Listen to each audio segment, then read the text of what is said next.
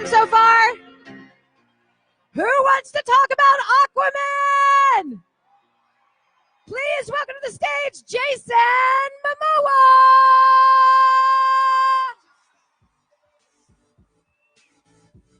What's up, Texas?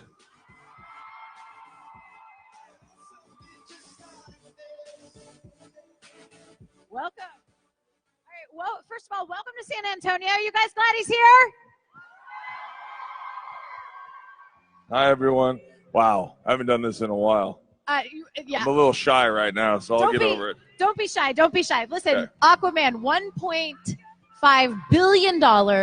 It has become so much more than just a comic movie. It's a statement, and it's become almost a movement. And to honor your commitment to the environment and to, in particular, recycling, we kind of have a special little presentation. So I want to invite Bob Wills, the owner of Celebrity Fan Fest, up on the stage, and David McCary and Audrey Zamora from the City of San Antonio Solid Waste Department. Thank you for being here. Thank you Come on very up, much. guys.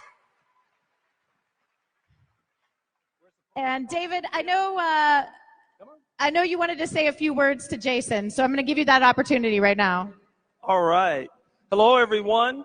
The City of San Antonio wants to acknowledge you, Jason Momoa, for your stewardship in recognizing that it's important for us not only to recycle, but to protect the environment. Our city has done their due diligence, and we have something for you to not only promote what you're doing around the world, give them a round of applause,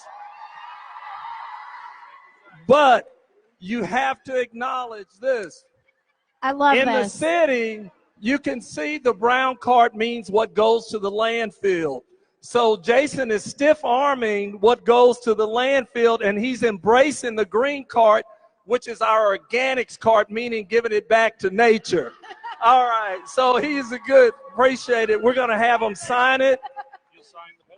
Thank you, David. Thank you so much for your stewardship. Give him another round. Woo!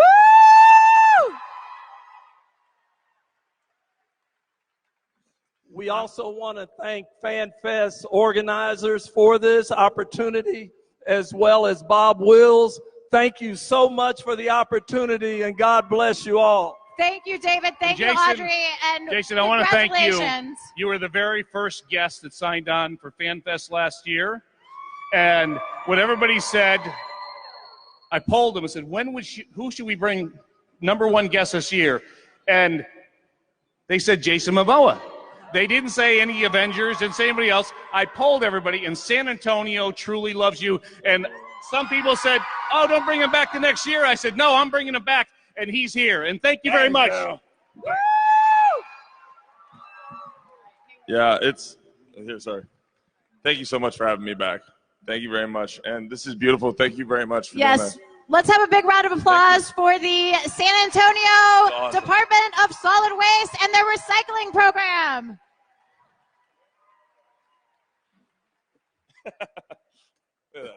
So, Jason, first of all, I love that. That's so awesome. It's beautiful. In your wildest dreams, did you ever imagine that Aquaman would become what it has become, which is so much more than it's not a comic, it's not just a movie, it's a movement? Absolutely no. I did not think it was going to be what it is right now, and also I just didn't feel like I would ever be in this position to be able to change so much. So it's been a real honor, and I wanted to take it on wholeheartedly and try to do the best I can for the oceans. And go back to the beginning. When did you first get the call of like, hey man, we think we're interested in you playing, Aquaman and this character that of course everyone knows from the comics, but hadn't been really brought to the screen in earnest? Well, it all started in Zack Snyder's office, so it might be like 6-7 years ago. Oh my gosh! I got called in, and I thought I was going to play the bad guy, and I think Batman had just been cast, but I had to come in and do an audition for Batman, and so I played it completely opposite of how I should play it. Right. And I kind of played like Aquaman, a bit of a humor. Yeah, you know what I mean, like yeah. Just that, you know what I mean, like just try to.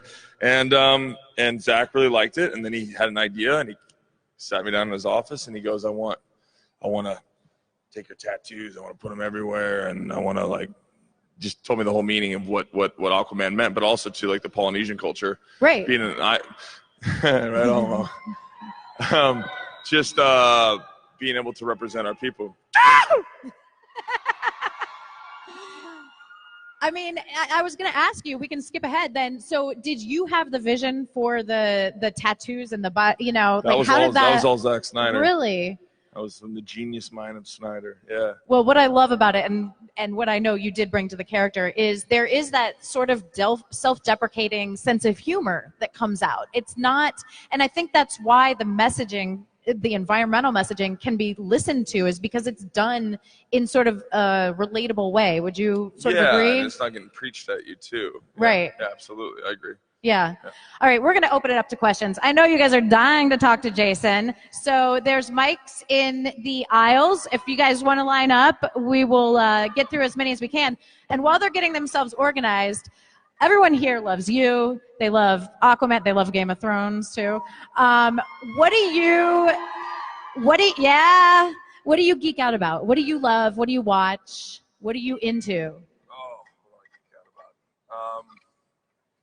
Well, I was just at a Slayer concert this a couple days ago. That's awesome. And surprisingly, I've never been to a Slayer concert. And it's their last, I know, and it's their last tour. So I mean, I love music. Yeah. Yeah, I'm a big music fan. So I mean, there's just a bunch of bands I haven't seen, and yeah, Slayer was the last thing I geeked out on. Do you make soundtracks for your characters? Does Aquaman have a soundtrack? Yes, absolutely, absolutely. I base a lot of my characters off of music. So. Yeah. Any one song in particular? Yes, there's a song called "Ticks and Leeches" by Tool. Someone knows it. I love that. My one man. Yeah. That's what not makes it for unique. Children. All right, we'll start over here. Hi, how are you? Oh, can y'all hear me? Okay. Hi, Jason. Hello. Happy early Father's Day. Thank you. May you get all the Guinness you want. As a retired teacher, I'm always curious as to if there anybody in your life, a teacher or a mentor, someone else that inspired you? Oh, yes, very much. I actually just made a piece that's coming out on Father's Day. It's called Where the Wild Stomps In.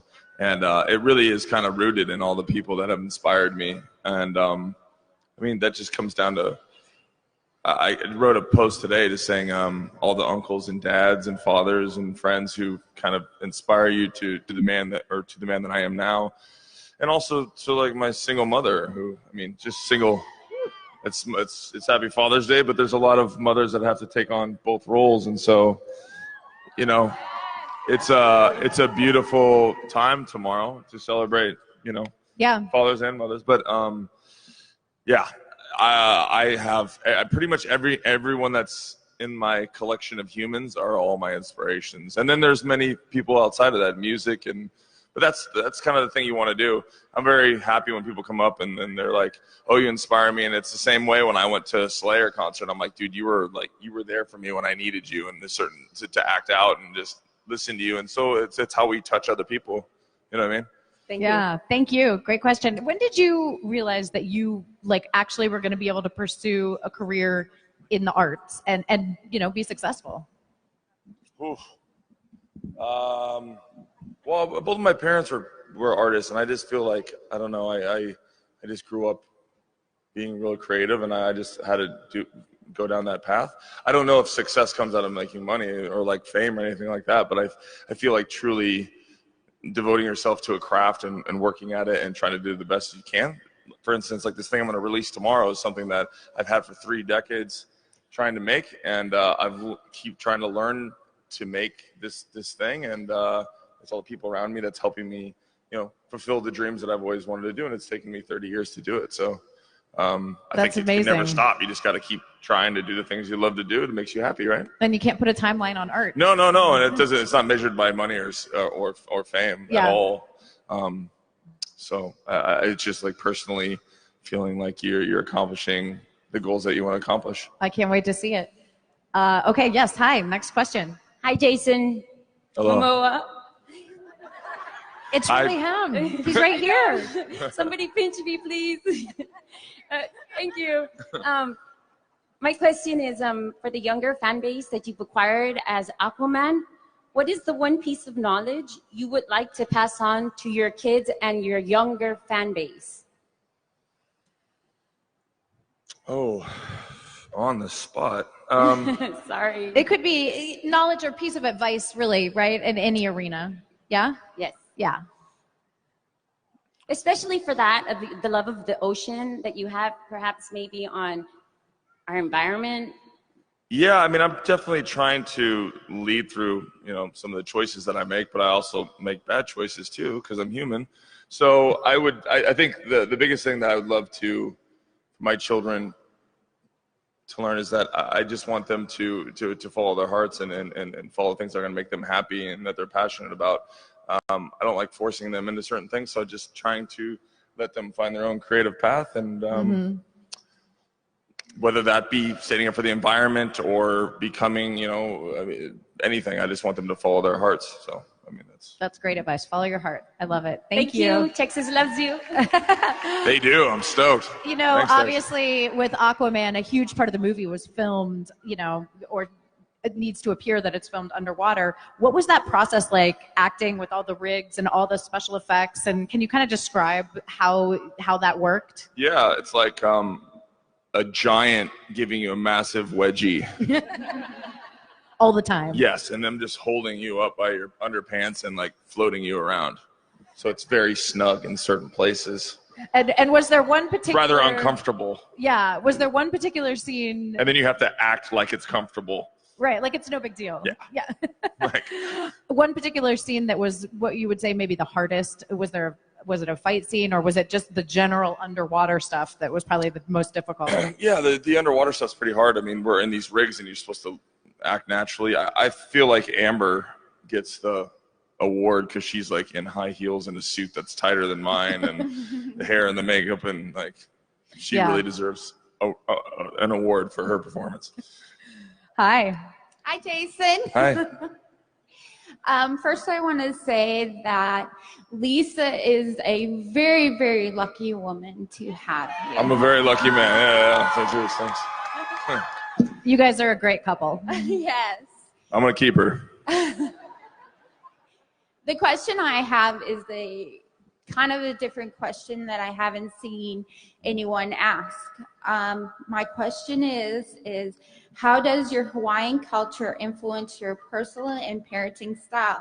Do you draw from the Hawaiian folklore for life lessons? For example, the deities like, and I'm not going to say the names because I really would butcher it. So I'm talking about the sea goddess, the shark god, the supernatural entities, and the Menaludis. I probably said that wrong. The Menahunis. I wouldn't say I fall into my the Hawaiian folklore to be a father, but I enjoyed them growing up, and I love telling my children about them. I think it's like any folklore. I think all nationalities have a beautiful folklore and mythologies. I feel like our movies emulate them, and it's generally that's what it is mythologies and folklore. So, but I wouldn't say I use it as a strength that I use in my parenting, but I'll look into it and see if I can find some comparisons, some help. And I just want to say at like 5:50, I'm going to see you for a photo op. So I'll see you in a little bit. Don't be late to that photo op. I'll be there. All right, let's take it back for a minute and let's talk about Game of Thrones. Let's talk about your role as the king of the Dothraki. You were unbelievable. How did becoming a part of Game of Thrones come about? How did what? How did you get cast? I got an audition, and it was a very challenging audition because I say like no 4 times. Right. And there's not a lot of dialogue. He wasn't a big talker. No. More in the eyes. He didn't need to be. And so I did the audition, and then I didn't hear anything back for a good 5 months, and I just let it go. I was like, oh well, I guess we didn't get that one. And I called my agent. I was like, hey, whatever happened with that Game of Thrones? Did we ever? And they're like, oh, you're number 1 still. And I'm like, They're like, well, they're trying to cast it everywhere else because everyone else, there's only 2 Americans. Right. It's me and Peter Dinklage. So they tried to cast it everywhere else, and all right. And so came back around and they called me in one more time, and that's when I did the haka to kind of show them what it would be like if I talked more or led my troops into battle, and that kind of sealed the deal. Yeah, you were amazing, and I just, I just love the character. What? Thank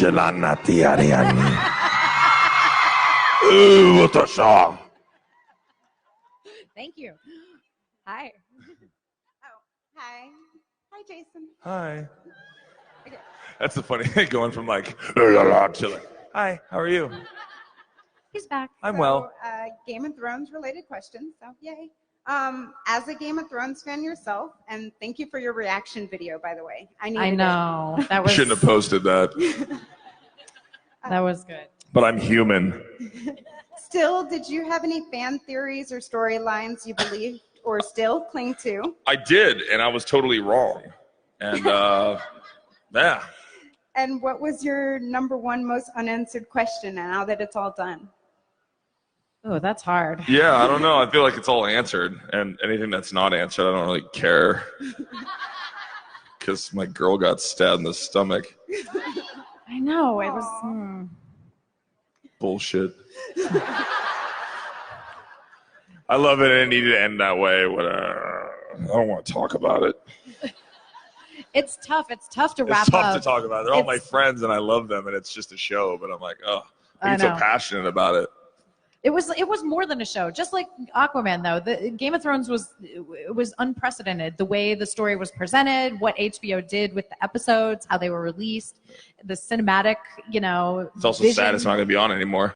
Right. I was looking forward to watching the season, and I ended up finding myself not watching it. So you save it? No, just because I was like, I don't want it to be over. And then I was like, I got to catch up. Otherwise, it's just going to be everywhere on the internet. I know. And then I'll really be mad. So I was like. Yeah, it will. I mean, it was surprising. It was only 6 episodes. But, thank you for that question. Thank you so much. Hi. Hi, Jason from Iowa. Oh, yeah. Hello. My question is, would you ever consider doing a remake of Twins with Peter Dinklage as a possible co-star? Fucking tell me where to sign. Absolutely. That'd be amazing. I love that movie. I love the movie, and I love Peter Dinklage, and I love you. Yeah, he's amazing. So that would be a great idea. Yes. So people on Twitter, make that happen. Yeah. Thank you. Thank you. Hi. Hello. Oh. First off, I just want to say you're the only man my wife can leave me for. And also... Y'all are cheering for breaking up a couple? You're also the only man I can leave my wife for. So. But my question is... I'm the hall pass, huh? I don't have any say in the matter, right? No. Cool. So Aquaman is such a huge hit for you and for the DC universe. But I was wondering, if you were given the chance to play someone in the Marvel Cinematic Universe, who would you want to play? Wolverine. Well... Oh, I'd love to play Wolverine. I think that role is opening up because Hugh Jackman. Yeah, but no, he was phenomenal. I grew up just loving Wolverine, so yeah, Wolverine's awesome. Thank you. Thank you. So we talked about Zack Snyder, sort of bringing you into the universe, but what about James Wan? When you found out he was directing Aquaman, he's such an unusual choice when you first look at it, but he did such an amazing thing with the film. How did his artistic vision, or how did he convey his artistic vision to you?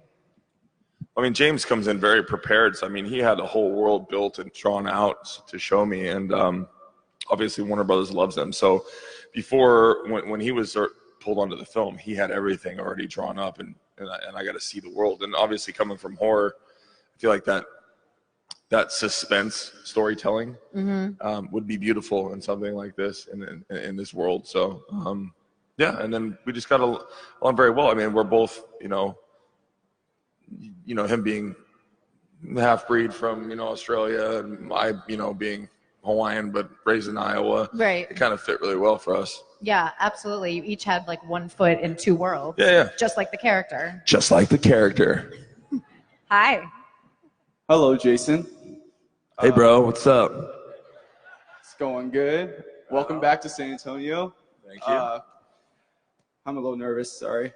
Tell me about it, bro. Okay, so my question is, you probably might have been asked this a lot, but I'm just going to read it. How was it like auditioning for Aquaman, and what was your reaction like when you got the call for your part? Well, there's a picture out on the internet that I posted when I came out of Zach's office, and I put it in, I think, one of the making of when we did the Aquaman thing. It's out there somewhere. I'm basically doing like that, screaming like a little schoolgirl in the Warner Brothers parking lot. You look badass either way, so yeah. Thanks, bro. Thank you. That is one of those highlights. If I lived here, we'd be good buds, I can tell you right now. Hi. Hi. Aloha, Jason. Aloha. I love you. I'm the biggest fan, even though all these people are here, but I'm the biggest. I'll tell my son in the back you're the biggest fan for sure. I was just wondering, do you have any plans to write, produce, direct, and star in any upcoming movies? Well, I co-wrote and am producing and directing my next piece in a month. Cool. So the next movie, come hell or high water, which things happen in this industry, but I've slotted out 5 months to do my next feature. That's awesome. Which is all my love and heart's going into it, and it's a true story, and I won't be in it, which is great for me because I get to like fully commit to this film and be behind it, and but we'll have a making of that'll be in it, and you guys can see how we put it all together. Awesome. Thank you, Jason. Thank you. Yes, thank you. We talked about Aquaman, spurring, really a lot of environmental movements. You released a canned water, so I just wanted to give you the opportunity to talk about that for a minute. Yeah, I just got tired of, being Aquaman. There's so much stuff I want to do to help our oceans and then our land, and there's just so many unnecessary things that we have going on, and then also just a lack of knowledge that I didn't know personally, and I feel like it's my duty to do something for my kids and your kids and the world, and to be on this platform to be able to change something. So I just felt it was I wanted to do a water where, because I live out of a suitcase. I pretty much live at airports, and I'm tired of like picking up a plastic bottle for $5, and I need water, and it's just not really.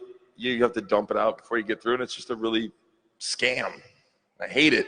I fucking hate it. So I just feel like if I bring my own and we try to do our best, and if I get a can on the other side, I can crack it, pour it in, and then recycle it, because you're on a flight and you've got canned beer, canned soda, canned sparkling water, and then this fucking annoying shot of water with 3 different types of plastic on it that is not going to be recycled, and it can't turn into a bottle again. Right. But a can turn into a can again. Right. And I'm like, why don't I have aluminum can water? I don't need to have a screw on. I'm just going to pound it and drink it. And if I can't finish it like a big boy, I'll give it to a plant or a dog or another human. Right. Or put it in the thing that I brought with me. And I just feel like, and I'd like to make it cheaper. Yeah. Because it's bullshit that I have to pay $5 for a water. No, absolutely. Absolutely. And then the other thing is, like, being a father, like, I grew up in Iowa where there's the floods. So we went through the floods that were just like all water shut down. You guys in Texas, there's all kinds of disasters that happen. Hurricanes in Hawaii, tornadoes I grew up with. And it's nice to be able to have this stack of cans in my garage or in a crawl space or in somewhere where if shit hits the fan, right, I got canned water. Yeah, you're good. And I would like to be able to do a rescue or basically just being able to, you buy a case, we give a case, and then be able to, in disaster relief, is going to be in the future of what I want to do, is be able to That's awesome. come in and do disaster relief and not have cans or not have plastic bottles. Yeah. I really applaud you for putting. We just can't recycle plastic anymore. Like it's not happening. It's like 91% we can't recycle. So it's not getting recycled properly. So it's just ending up in landfills and it's ending up in our oceans and in us, and aluminums can be recycled over and over. Yeah. So buy the canned water, guys. I'm just trying. Yeah. It's like just trying to do something. No, absolutely. I mean, there's a social responsibility that comes with, having a huge following, and the following is from doing something impactful. So it's all circular. Yeah. Hi. Hi, Jason. Hi. You're awesome. The question I have actually is, out of all the characters you portrayed over the years, which one was your favorite and why? Oh, that's a good question. I mean, it's always fun as an actor playing something that's really far removed from you. So I'd say Drogo is probably the farthest removed from me. And then there's a show that's coming out this fall where my whole cast is blind, and we play. It's called C. It's going to come out on Apple. It's my new TV show. So it was the most challenging, and it's the greatest stuff. It's the greatest stuff I've ever done in my career. Awesome. Thank you. Yeah. Thank you. Great question. Thank you. Hi. Yes. Hi. Hi. What's it? Hi, Jason. This is like real time, the freakiest thing that's ever happened to me. If you could have dinner with 3 famous people who have already died, who would they be? Wow. Ooh. I know that's a lot to think about. So, did someone say Elvis? Oh, fuck yeah, Elvis. Elvis, Marlon Brando, and Hunter S. Thompson. That'd be a fucking crazy room. That would be. That would like definitely Charles be Bukowski crazy. or something. Thank you. Great question. And we have time for one more question. Hi. Hey, Jason, how you doing? I'm good, bro. How are you? I'm here. Flew 1,000 miles to hang out, so Got that Coulter Wall hat, man. yeah. I got a question. What advice would you give someone aspiring to get into film and TV production? Besides staying persistent, you do a lot of production on Instagram. That's a great question. I'm starting school in August, so I'm trying to find the motivation. You're starting school in August? Yeah, for mass communication. Well, here's the thing, and this is like the piece that I'm going to put out on Father's Day. I wanted to inspire people because the technology is at our fingertips. My first movie, Road to Paloma, I shot on a 5D with, Brian pulled his own focus. So I'm pretty sure these cameras that you guys all have are better than the camera that we used. So everyone has a story. We all have amazing stories, tragic, true, uplifting, good, bad. We all have amazing stories. And being able to, that's the whole, that's the point of life. Storytelling. We sit around a fire. We pass down traditions. We tell stories and myths and sit by a fire and we gather. Now it's on TV, but that was ultimately the form. And so you can do it, and you just got to write it, and you got to learn, and you got to keep doing it, because you're gonna fail, and then you're gonna succeed and fail and succeed. This we're going through right now. You can shoot a movie right on that, and you can do it. And you got to go. And when you have a great story, then you find actors, but those actors want to do great work. And if you can shoot it for a cost and keep the price down, then you have less assholes around you telling you what to do.